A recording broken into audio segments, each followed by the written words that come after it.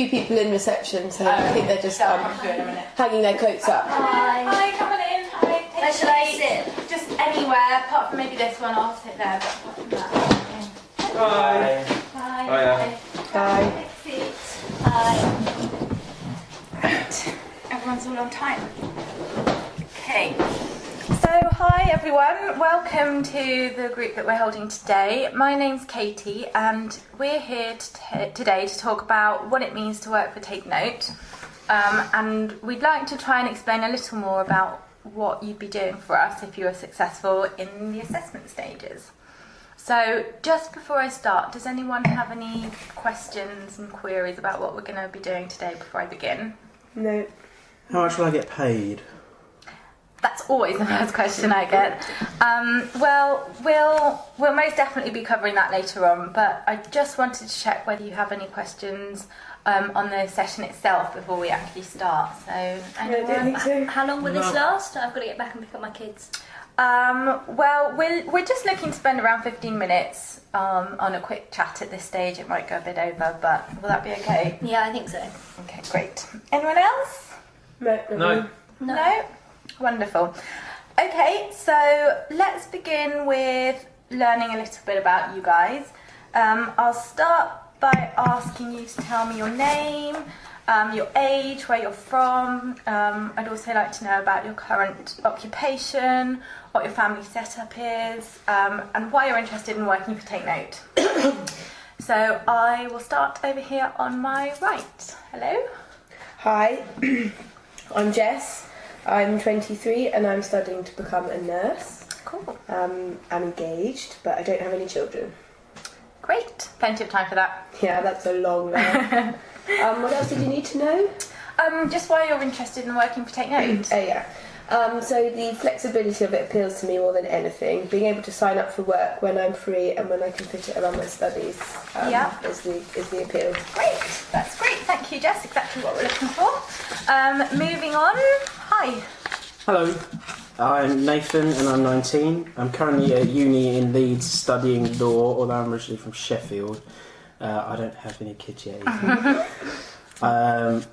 I also like the idea of flexibility when it comes to studying and fitting the transcribing in around that. Yeah, wonderful. Thank you, Nathan. I hope us ladies don't take over too much. So do be sure to make sure that your view comes across better to you boys. Certainly will. I want to hear from you all. I'm known for my opinions. Excellent. Just exactly what we need. Right, another lovely lady. Hi. Hi, I'm Sharon. I'm 39, so I'm pretty sure I'm the oldest person here. Oh, no, don't worry. I've beaten you on that score. Really? Well, that's good to know. I've got 3 children and I'm a stay-at-home mum until the list starts nursery at least. My husband works away, so it's really difficult for me to get a job outside of the house, so it's good to be staying in. I can't really cope with getting the oldest 2 off to school, and the cost of nursery for the little one is quite stressful. When I saw the advert for the job, it just sounded perfect. It means I can stay at home but still be bringing in some income. Great. And last but by no means least, hi. Hi, I'm James, I'm 32. I'm actually a teacher at the moment, but I want a complete change of career in the next couple of years, so I've just started training as a driving instructor. Oh wow, that's a big change. Yeah, I just need to do something else. I'm not enjoying my job anymore, and I think it's about time I did something for me. I'm getting married next year as well, and then I'm off to London. I'm going to move back there once I'm qualified with...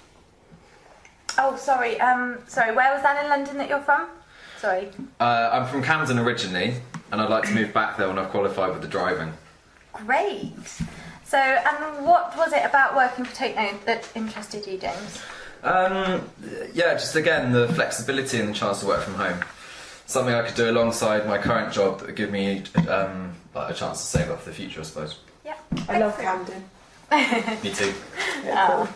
Great. And I should just say, tuck into everything that we've got here, guys. This is all for you, so don't be shy.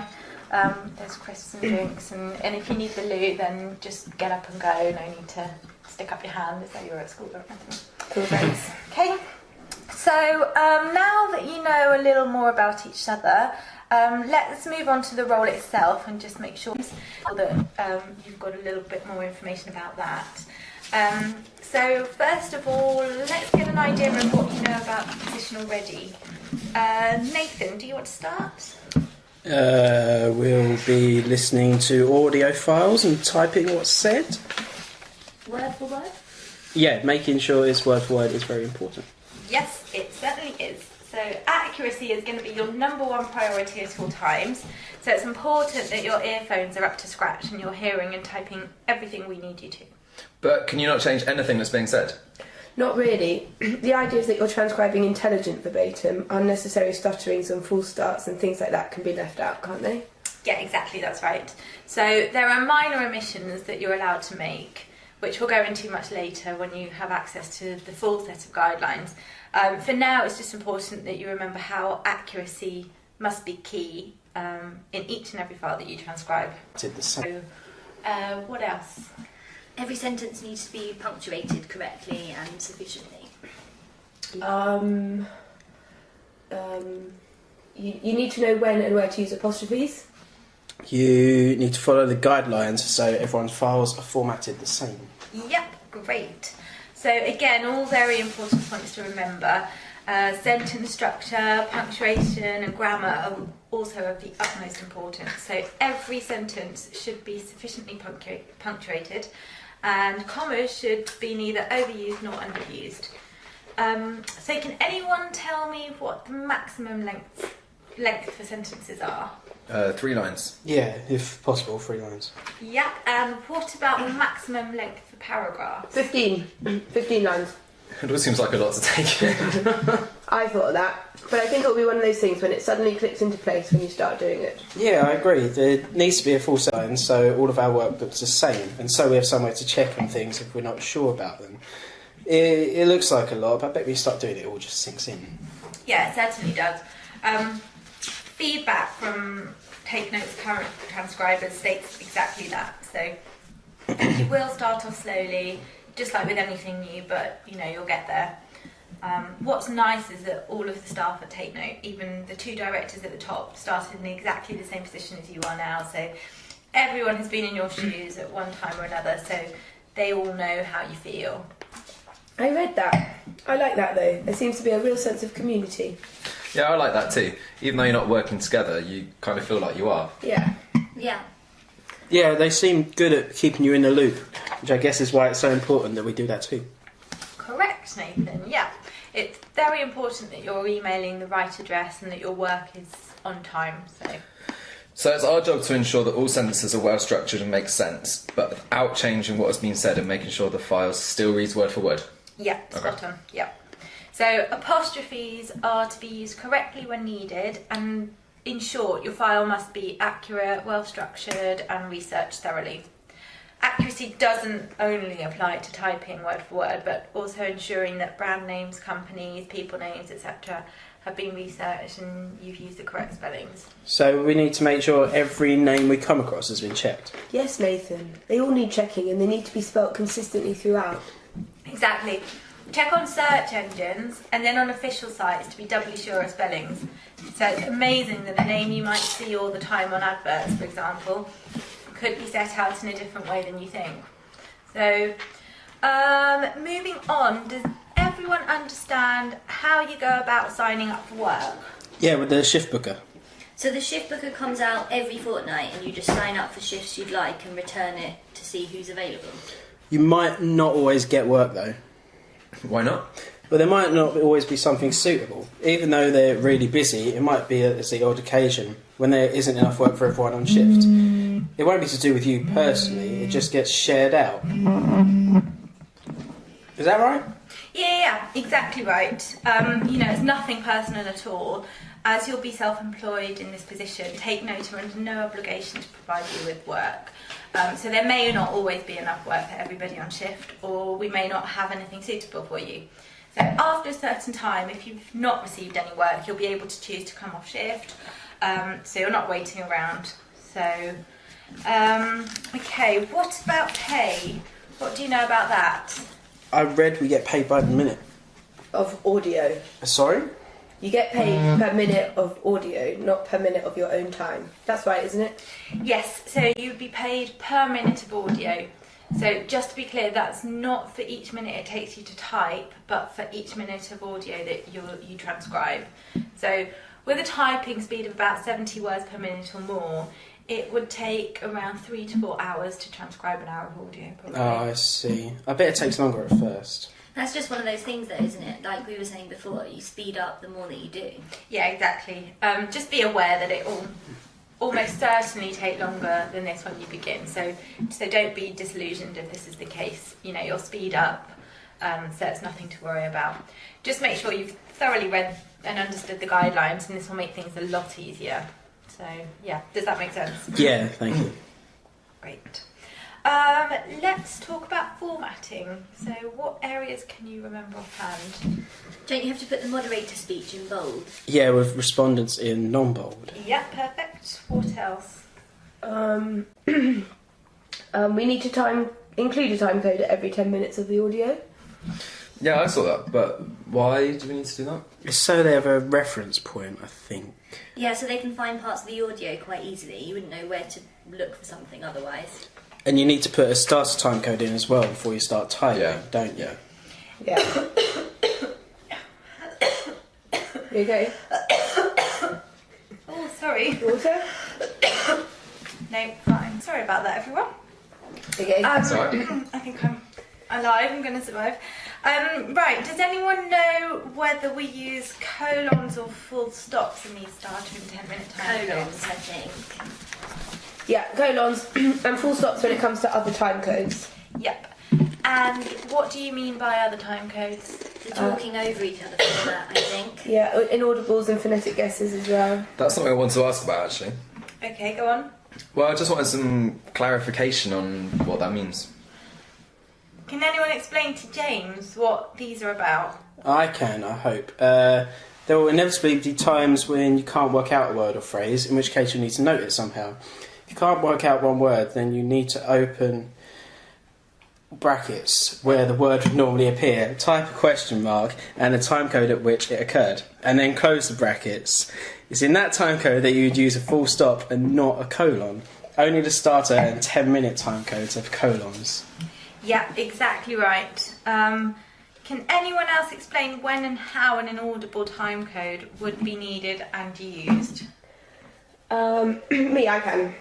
So much the same as what Nathan said, really. If you can't work out a couple of words or a short phrase, then you need to use the inaudible format. You need to open the brackets, type the word inaudible, followed by the time code at which it occurred, and then close the brackets. Punctuation goes after these sorts of time codes as well, if applicable. Yeah, and if the inaudible starts a sentence, then it needs to have a capital letter. If it's mid-sentence, then it doesn't have a capital letter. Excellent. Sharon, do you think you could explain when and how we use the phonetic guess format? I think so. So we use this when we're not 100% sure we've got the right word or spelling. So you type the word you think it is, then open the brackets, type PH in lowercase, followed by the time code again, and then close the brackets. That way the client can just double check it's the right word that we've used. You only need to use it the first time you use the word, though, I think that's right. So you don't have to use it every time you use the word again from then on. Yeah, wonderful. Does that make more sense, James? Yeah, I get it now, thanks. I was just a little unsure of the differences, but I understand that now. Yeah, Cool. great. So what other areas of formatting are you aware of? Leaving That's that name. a blank line between each speaker. Oh, I didn't know that. Oh, I just thought making sure you had filled in the file name box and that matches the audio name. Yeah, the name of the document needs to match that name as well. And you should always run a spell check and remove red lines when you're finished. Sometimes Word automatically puts a red squiggly line under names it doesn't recognise, like brand names and so on. So you have to accept all these once you've checked that they're definitely correct. So there's no red lines left at the end. And tick off the checklist before saving and sending your work. That reminds you of loads of stuff anyway, and there's lots to remember at the beginning. I think that's a really important part of making sure everything is spot on. Yeah, absolutely. Anything else? We fully justify the file so it's aligned to both sides, but I think the template is set to do that automatically. Yeah, I think if it doesn't, you just go and do it yourself. Just hit the button at the top. You also need to return on time and before your deadline, obviously. Yeah, that's an extremely important point.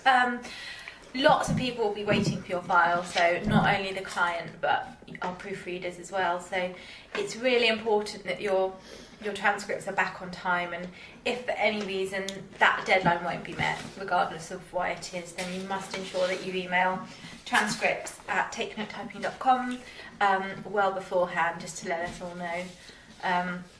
You must remember that email address. So if you only send an email to one member of the team, it means that no one else is aware of what's going on, and everyone needs to know. So by emailing the transcripts address, that will ensure that everyone's in the loop. Yeah.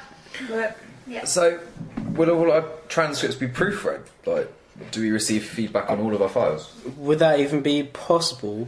Take Note sounds like a pretty big company, so I bet we don't hear back on everything we do.